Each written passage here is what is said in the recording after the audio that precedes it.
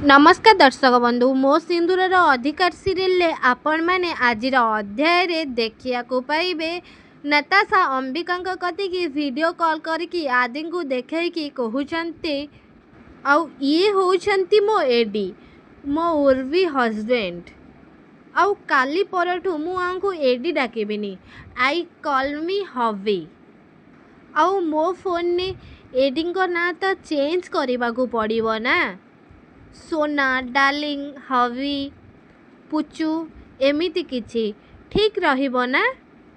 से टाइम रे अंबिका नताशा को उत्तर देकी कहउचंती हाँ हाँ बहुत बढ़िया हबो आउ बहुत भल भी हबो। अंबिका को पार्टी नताशा ए कथा सुनिकी बहुत खुशी होउचंती। तांको लागुची अंबिका तांकर आदिंकर बाहाघर को नेकी बहुत खुशी अछंती। आउ अंबिका नताशा को बहुत भल पाती तांको बेस्ट फ्रेंड भलिया भावती किंतु नताशा जानी नाहंती जे अंबिका तांको प्रतिशोध नबा पई से नताशा सहित एमिति फ्रेंडशिप करूछंती। आउ अंबिका भी जानी नाहंती जे नताशा मुक्ति भली जदि आदि को तांको पाखरु छड़ेई नबाकू चेष्टा करिवे ताहेले मुक्ति भली तांको भी से जीवन नु मारिदेबे बोली कि प्लानिंग करी सारिछंती बोली। आउ आदि अंबिका पार्टी एमिति कथा सुनिकी बहुत जो डरी जाउचंती काले आदि को नताशा को मैरेज करने को पड़िबो कि।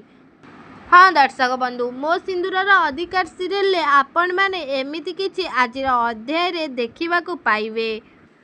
आदि कौन अंबिका को जो कथा कही नताशांकर आउ तांकर एंगेजमेंट अटकेबा को कौन अंबिका नताशा आउ आदिंकर एंगेजमेंट अटकई पारिबे कि आमको कमेंट रे निश्चित भाव में जणांतु। आउ आदि कौन नताशा को मैरेज करिवे ना आदि अंबिका को मैरेज करिवे आपण मानकु कौन लागुच अंबिका कौन सब सत नताशा विषय रे जानि पारिबे नताशा प्लान करके आदि को फसई देइछंती बोली आदिंकर तांको मरिबा पछरे किछि भी हाथ नाही।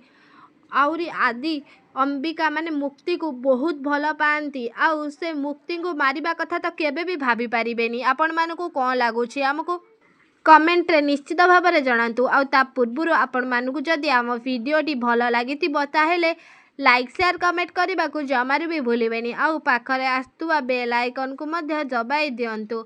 आउ रागिणीकर जेतेबेले सब किछि पछ कथा मने पड़ी जिवो नताशा केमिति मुक्ति को पहाड़ उपरू ठेलिकी मारिथिले आदि को पाइबा पाई जदि रागिणीकर सब सत कथा मने पड़ी जिवो जदि से आदि को समस्त को आगरे एक्सपोज कर दियंती आउ नताशा को समस्त को आगरे एक्सपोज कर दियंती ताहाले नताशा आउ आदि अवस्था कौन हम आउ रागिणी कौन जानीपारे आदिंकर ए किसी भी भूल ना सी जे आदि भेष नहीं कि जे मुक्ति को मारिथिला से आउ कहीं नुह से हूँ जयदेव आमको कमेंट निश्चित भाव में जणातु।